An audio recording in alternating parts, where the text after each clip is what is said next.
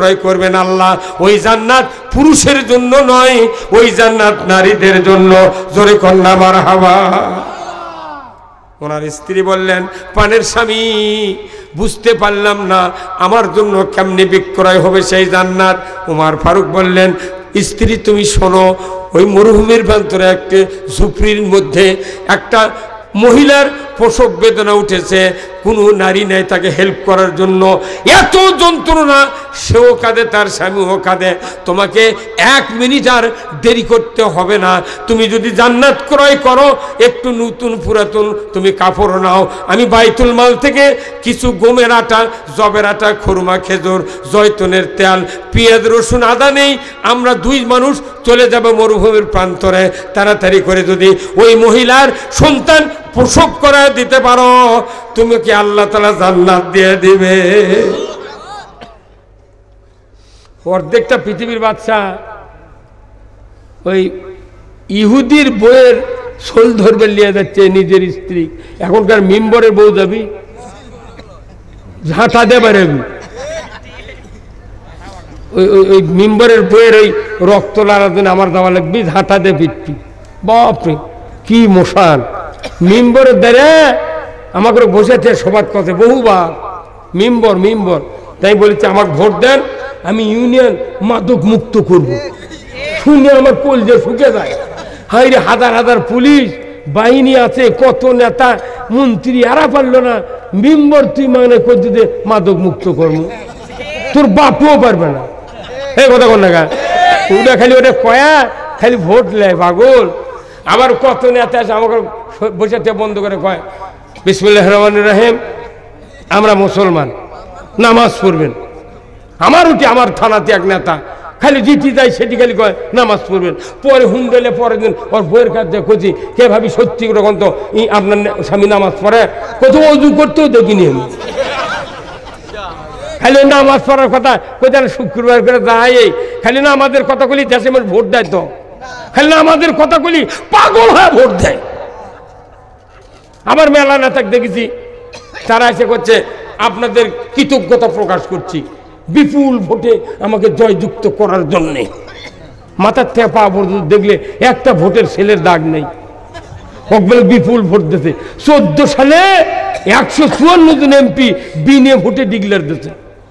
কথা কনে রে, আর ওই কথা বিপুল ভোট, বিপুল ভোট। বিপুলের কয় কেজি বিপুল? আমার ভোটের আগে কয় হ্যাভি ওয়েট নেতা, সব বলে রেলগাড়ির মতো ভারী হ্যাভি ওয়েট। হ্যাঁ, কথা বল না আপনারা, সাহস কিরি। হ্যাভি ওয়েট নেতা, হ্যাভি ওয়েট নেতাতে দাড়ি কামালু কে? জিজ্ঞাসা করতে আপনি দাড়ি কামালেন কে? কোথায় জীবন বাঁচান ফরজ না। হ্যাভি ওয়েট নেতা নয়, হ্যাভি ওয়েট ইমান দরকার। ওই উমর ফারুকের হ্যাভি ওয়েট ইমান ছিল, আল্লাহকে ভয় করেছে, এই জন্য দুনিয়ার সব মানুষ তাকে ভয় করেছে। উমর ফারুক বাইতুল মাল থেকে পিঠে খাদ্য খোরাকের বস্তা উঠালেন, স্ত্রীকে নিলেন, চলে যাচ্ছেন রাস্তা দিয়া, মরুভূমির প্রান্তর দিয়া। মাঝপথে যাওয়ার পর উমর ফারুক বলছেন, পানের স্ত্রী একটা সাবধান বাণী শোনেন, একটা সাবধান বাণী শোনেন। বলে কি শুনবো বলেন? উনি বললেন, আমি যে খলিফা, তুমি যে খলিফার স্ত্রী, ওই বেদুইনকে তুমি আমাদের পরিচয় দিবা না। কি সাবধান বাণী! আর আমাকে দেশত 4 হাত ইটা পারে ওই নেমপিটে দিতে অমুক নেতার সৌজন্যে। কথা কন না আপনারা, অমুক নেতার সৌজন্যে 4 দিতে পারে কি নেতাগিরি করছে। আর অর্ধেকটা পৃথিবীর বাচ্চা স্ত্রী মানা করেছে, খবরদার আমি যে খলিফা আমার পরিচয় দেবে না। আল্লাহু আকবার! নেতা কারে বলে? আমাদের দেশে এমনও গেছে নেতা কোনো কাম করেনি, তাও মিশাই পাচ্ছি নেতারা কথা প্রচুর কাজ করছে। আমাদের স্বভাব যত কথা বলছে ওগুলো যদি মোট বলি, কোরআন হাদিস কোয়ারই সময় নেই। এই 16 বছরের দেশ চলছে পামি আর গ্যাসে। কথা বল না, গ্যাস পাম্প দিতে দিতে করছে কি 15 আগস্ট মিলাদ পড়ছে, বুঝছেন? এখন এই বাগমারার এক হুজুর মিলাদ করে দোয়া করছে, মাবুদ বঙ্গবন্ধুকে যারা সপরিবারে হত্যা করেছে, আল্লাহ তুমি তাদেরকে জান্নাতুল ফেরদৌস দিয়ে দাও। কে রে? ওটা আমার মতো লোক তো খুঁজে পদ্মনি তো কবার কোনো কি তুই কলু কি রে? ওই শিক্ষা প্রতিমন্ত্রী রৌমারির মোনাজাত করিচ্ছে। আচ্ছা তুই মোনাজাত জানি না কবার লাগিস কে?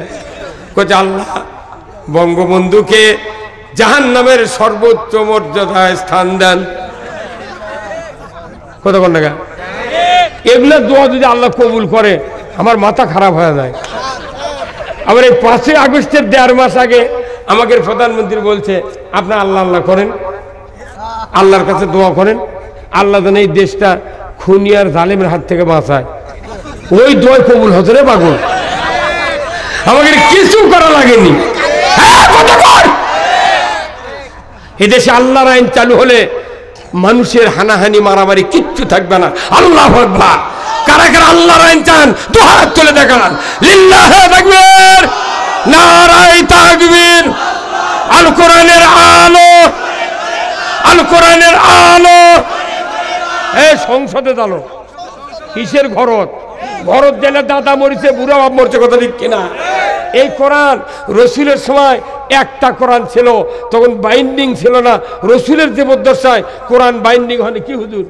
পরবর্তীতে ওসমান রাদিয়াল্লাহু তাআলা আনহু কোরআন বাইন্ডিং করছে। এক কোরআনে 10 বছর শাসন করার পর 12.5 লক্ষ বর্গ মাইল আমার রসুল বলছেন খয়রুল কুরুনি কারনি, আমার যুগ সেরা যুগ এক কোরআন। আর এখন আমি হিসাব দিই, বাংলাদেশের চট্টগ্রামে জেলা আছে না, ওখানে হাটহাজারী মাদ্রাসা আছে, ওখানে 72,000 কপি কোরআন আছে। এরপরে লালবাগ ঢাকা, ওখানে 35,000 কপি কোরআন আছে। বগুড়া জামিল মাদ্রাসা 22,500 কপি কোরআন আছে। বাংলাদেশে 90,000 মাদ্রাসা আছে, কওমিয়া, আলিয়া, হাফিজিয়া, ফুরকানিয়া, মহিলা, নুরানিয়া, লক্ষ লক্ষ কোরআন আছে। বাংলাদেশে একটা বাড়ি যদি 4টা ছেলে থাকে, এই 4 ছেলের স্ত্রীর কাছে 4 কোরআন আর শাশুড়ির কাছে একটা, তাহলে কয়টা হলো? তাহলে এক বাড়ির যদি 5টা থাকে তাহলে 100 বাড়ির কত? গ্রাম আছে 68,000। কত হাজার কোটি কোরআন আছে জানেন? তে মূর্ত ঘরতি আছে। আপনার বাড়ি এক ঘর, পীরের খানকে এক ঘর, তবলিগের আমিরের এক বাড়ি, জামাতের নেতার এক বাড়ি, হাজির এক বাড়ি, সবলে ঘরে ঘরে তো কোরআন আছে। শান্তি আছে? এই একটা কোরআন যদি আজ থেকে 5-6 মাস আগে যদি বলা হতো বগুড়া ঠনঠনে বাস স্ট্যান্ডের একতা গাড়ির মালিক না হানিফ না শাহ ফতে আলীর ওই ড্রাইভার যদি বলা হতো, কন্ট্রাক্টর, ভাই তুমি তো 35,000 টাকা ভাড়া পাও ঢাকাত গেলে, তোমাকে 1 লাখ টাকা দেবো, তুমি এই কোরআন দিলে সংশোধন স্পিকার কবে যে কোরআন দিয়ে আমার দেশ চালান্ত, ওই কবে আমার 1 লাখ টাকা দরকার নেই। এক কোরআন নিয়ে যাওয়ার জন্য 1 লাখ টাকা দিলে বাস খালি বাস, কোন প্যাসেঞ্জার তুলবার দেবো না, খালি কোরআন নিয়ে যাওয়ার সংশোধন দিয়ে আসবো, ওর মাথা খারাপ হয়ে যাবে। আমি 1 লাখ টাকা চাই না, কোরআনও নেবো না। তাহলে এতগুলো কোরআন থেকে শান্তি নাই, কিন্তু একটা কোরআন খালি সংসদ যাওয়া লাগবে। কথা কোন টাকা? তখন ওই কথাগুলি ঠিক করছেন না। কবরের ভেতর যে কয়টা প্রশ্ন হবে রাজনৈতিক প্রশ্ন, পলিটিক্যাল প্রশ্ন। প্রথম বলা হবে মান রব্বুকা, তোমার রব কে ছিল? আলাস্তুবে রব্বিকুম, আর ওয়াই বলেছিল আল্লাহ, আমরা বলেছি কলু বালা। জমিনে আসলাম, 10 বছর বয়স হলো, আলহামদুলিল্লাহি রব্বিল আলামিন, সমস্ত প্রশংসা বিশ্বজাহানের যিনি পালন কর্তা রব, তার জন্য জরব, ঠিক কিনা? আমি আবার নামাজের রুকুত গেলাম সুবহানা রব্বিয়াল আযীম, তারপরে সেজদাত গেলাম সুবহানা রব্বিয়াল আলা। এইভাবে রবের জপমালা করতে করতে 60 বছর 70 বছর পর আপনি কবরে গেলেন, কথা ঠিক কিনা? কবরে গেলেন, এখানে আবার আপনার টেস্ট করা হবে মান রব্বুকা, তুমি কোন রবের আইন মানছো? তোমার রব কে ছিল? আমি যদি আল্লাহর আইন না মানতে পারি, রব 2 প্রকার, একটা রব্বে কবির, রব্বে সগীর। ছোট রব হলো আপনার হলো পিতামাতা, তারা কোন সন্তান লালন পালন করে, কি করে না?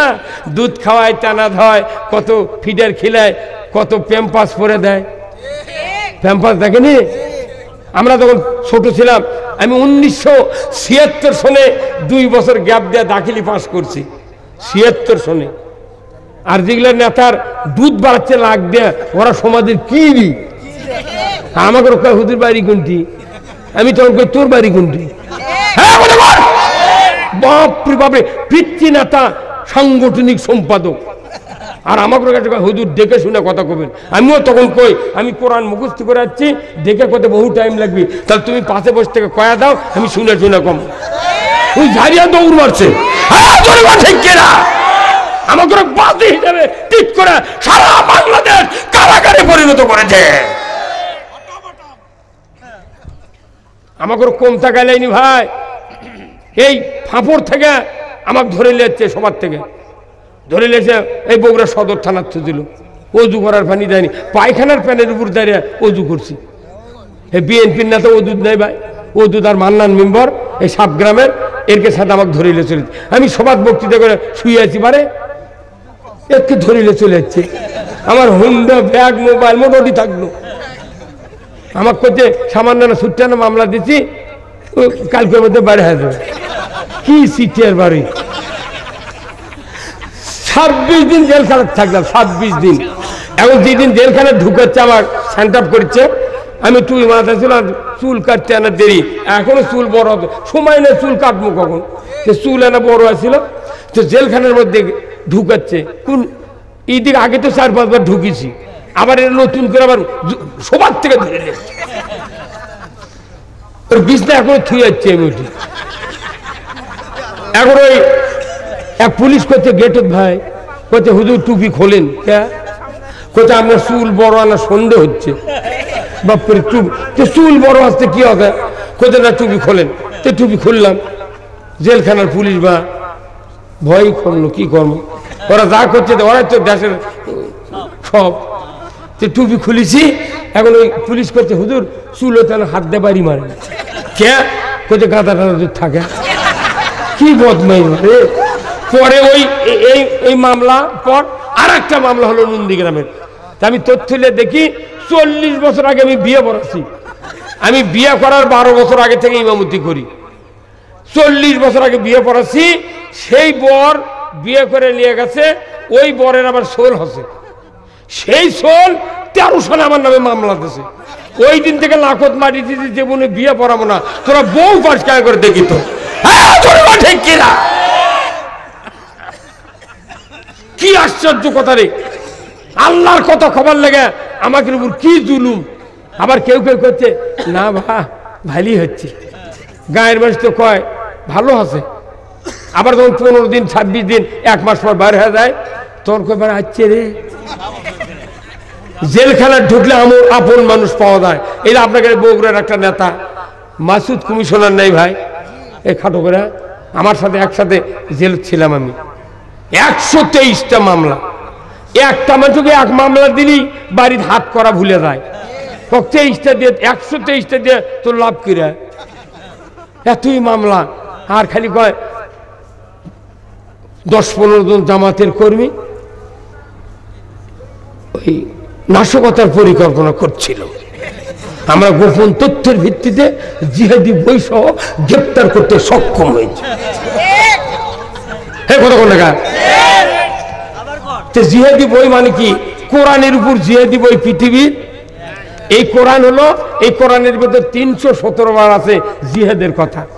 তাহলে কোরআন নিয়ে কোরআনে আছে জিহাদের কথা। সেই কথা যখন আমরা খবর লাগতেছি, তখন 16 জন একদিন বিদ্রুল থেকে ধরে নিয়েছে, কিছু গোপন তথ্যের ভিত্তিতে নাশকতার পরিকল্পনা করছিল। আমি বাঁচে গেছি। সেই দিন আমি মক্কাতে ছিলাম উমরাত, বেটা মোবাইল করে করছে আব্বা 16 জন ধরছে, করতে পারে আমি করতে পারে, আমি ওটি থাকলে ধরলো নি, তাও কাম হলো নি। কথা কয় আমরা ভয় করি না। এই জেল জুলুম এগুলো দিয়ে বিএনপি জামাতের লোকের সাহস বাড়িয়ে দিচ্ছে। কিন্তু এই জেল জুলুম আর এই বাংলাদেশে আর হতে দেওয়া যাবে না। এই কথা কোন না, এমন সমাজ কায়েম করব যে সমাজে আল্লাহর আইন চলবে, ঠিক কিনা। সে আইন উমারের আদর্শ শোনেন।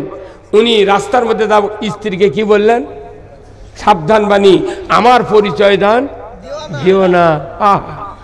উমর ফারুকের স্ত্রী বললেন, পানের স্বামী ঠিক আছে, পরিচয় দেব না।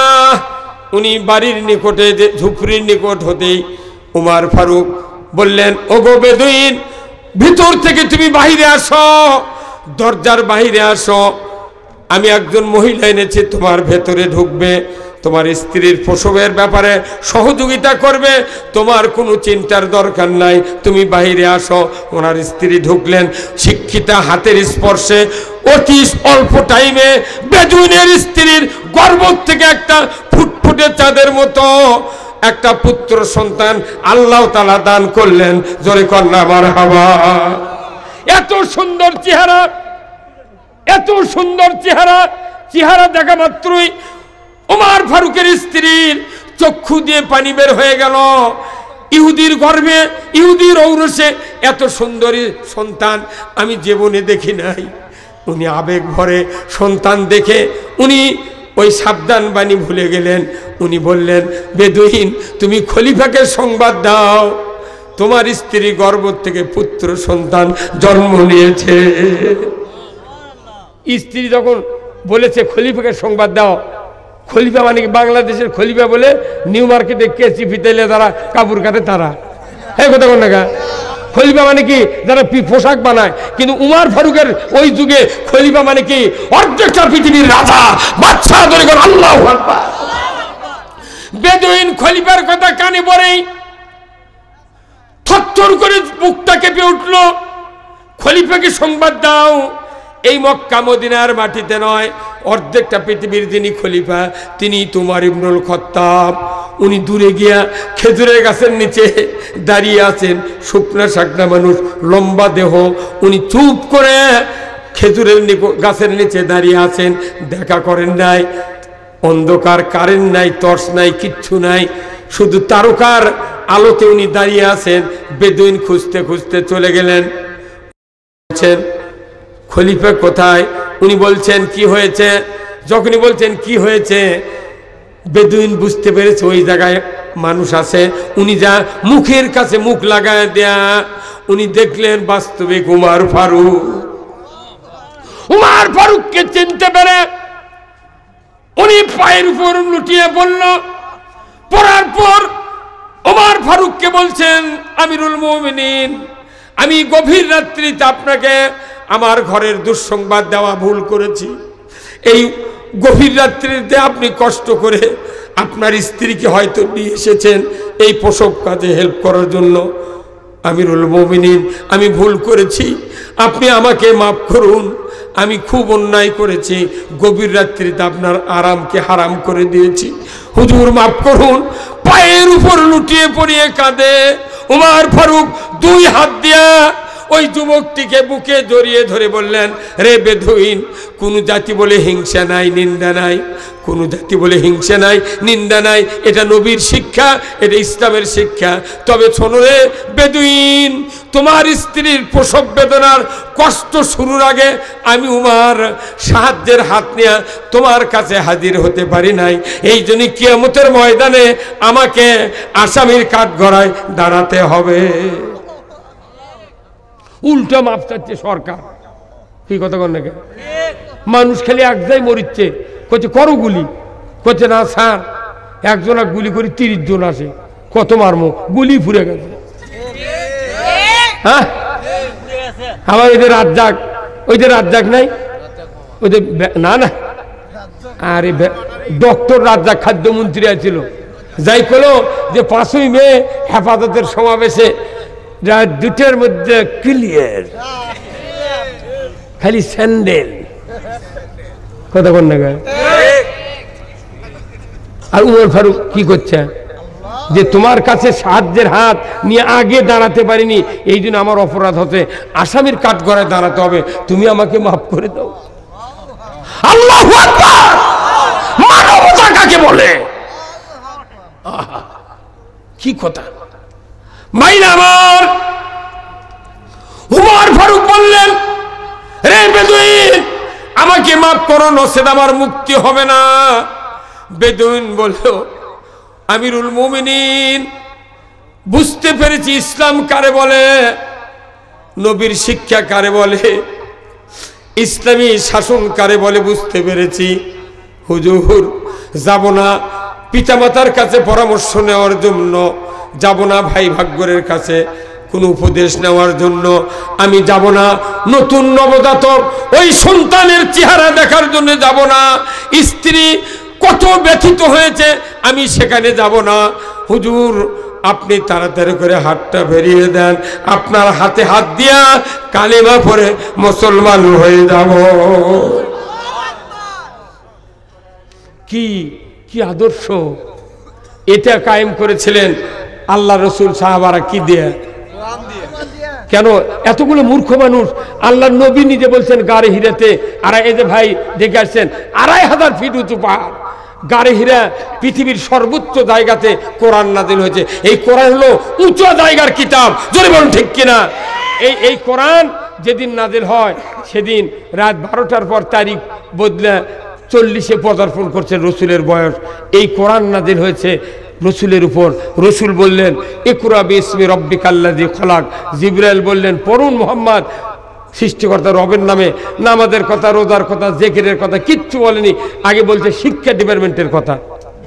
কথা বল না, শিক্ষা ডিপার্টমেন্টের কথা প্রথম পড়ো, তুমি জানতে পারবে সেই শিক্ষা ডিপার্টমেন্ট দীপুমুনি শেষ করছে করে মুসলমানের ধর্ম শিক্ষার মধ্যে ওরখের ওগুলোর ছবি দিছে।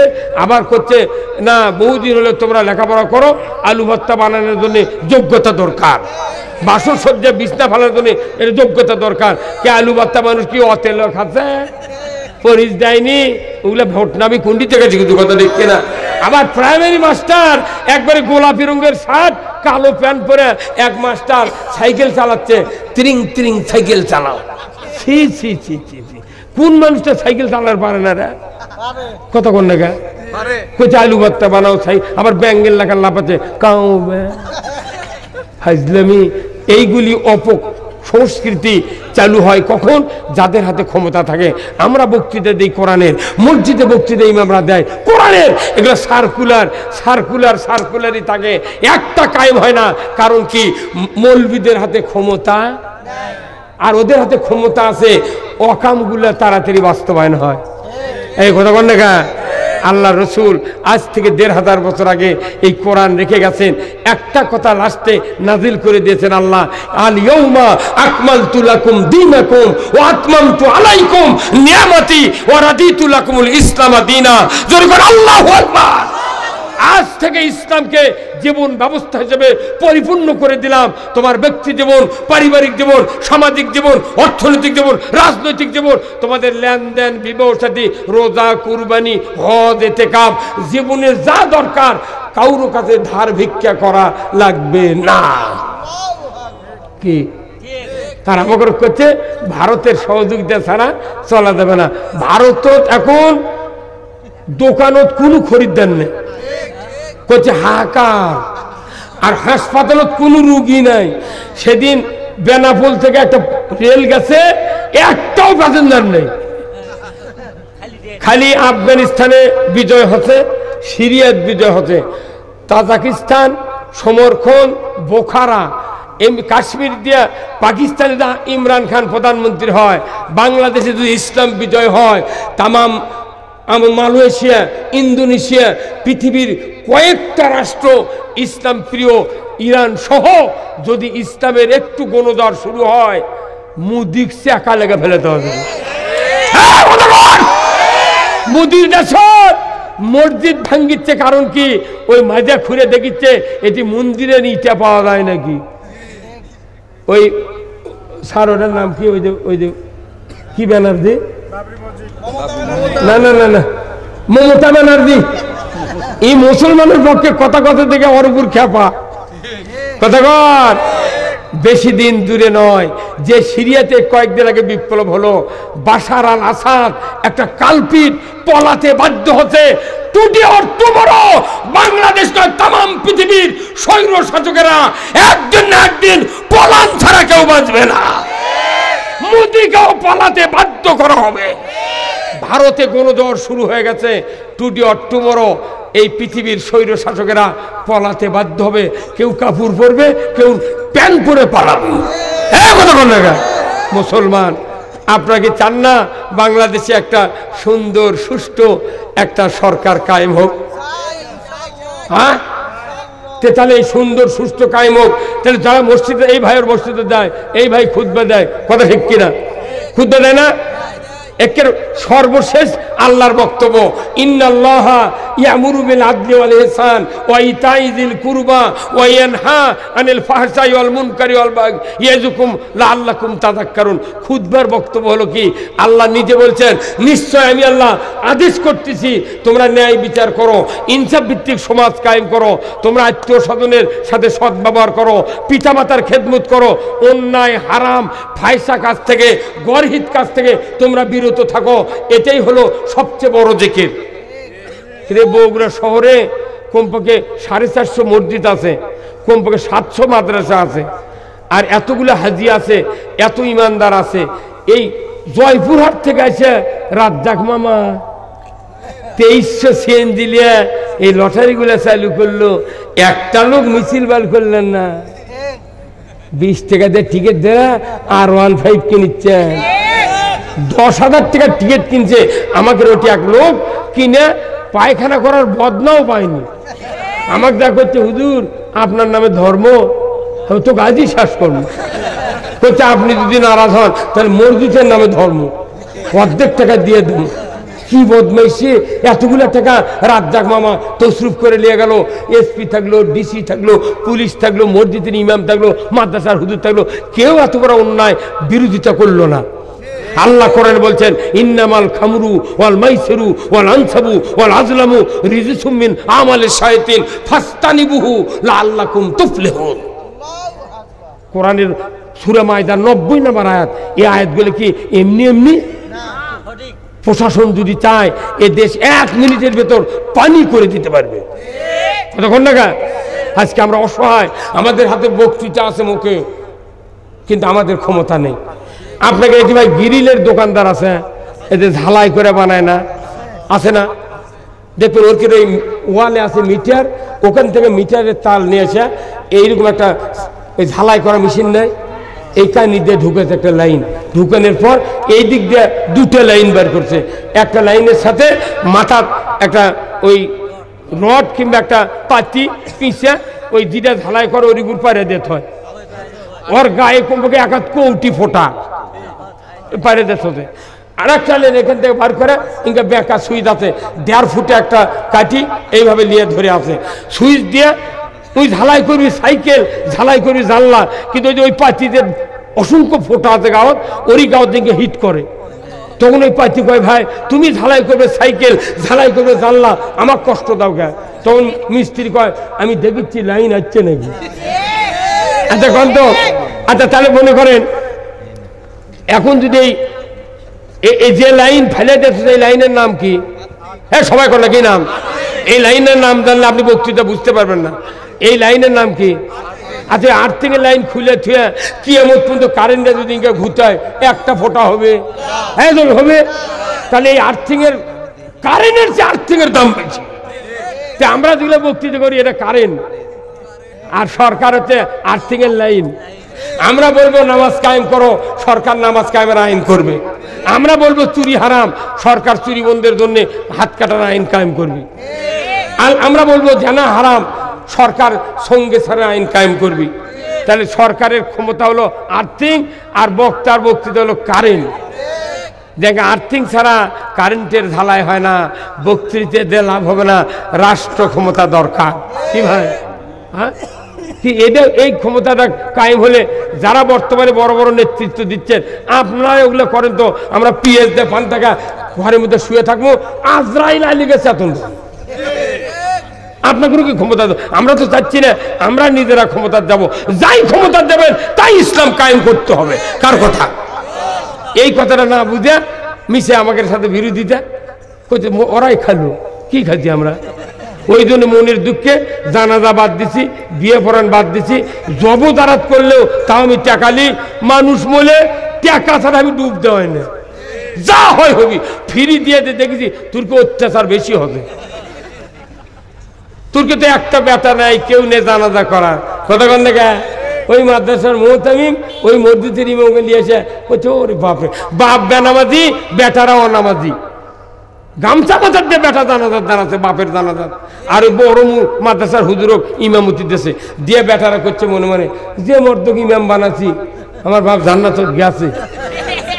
আল্লাহ তখন জিবরাইল কয় মাথা ঠিক নাই রে, আরে নবীর পাশে নামাজ পড়ছে 10 বছর আব্দুল্লাহ বিন উবাই, 10 বছর নামাজ পড়ছে, রসুলের জুব্বা গাউদে কাফন পড়াছে, নবী নিজে জানাজার ইমাম দোয়া করেছে, রসুল বলছে আল্লাহ উবাইকে মাফ করে দেন, ইমান এনেছিল ঠিক কিন্তু গাদ্দারি করছে আমার সাথে, আবু জেলের সাথে বুদ্ধি পরামর্শ করছে, মাফ করে দেন।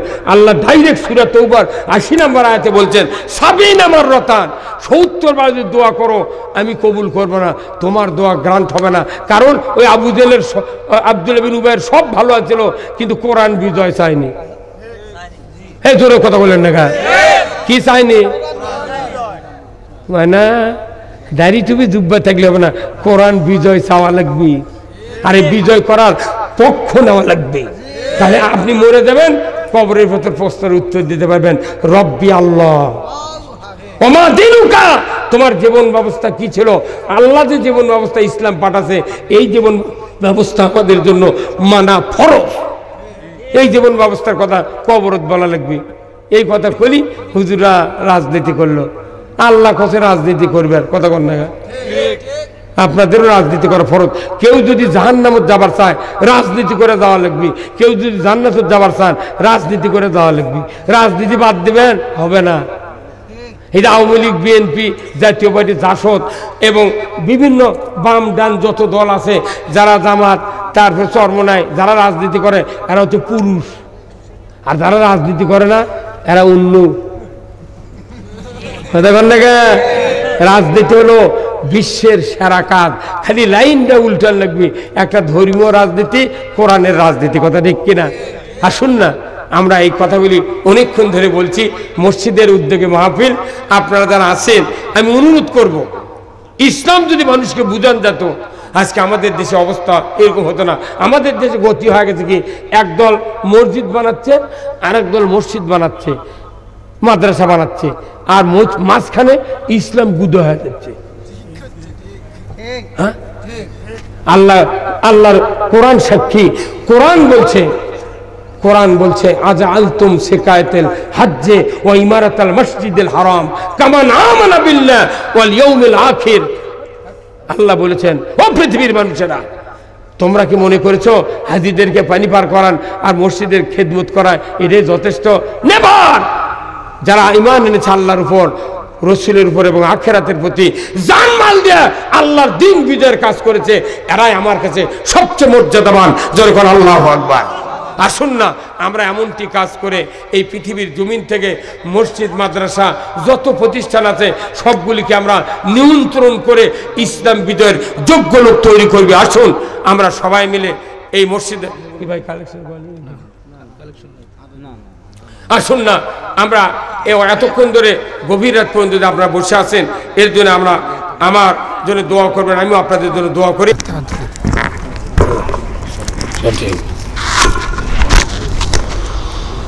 আল্লাহুম্মা আমিন।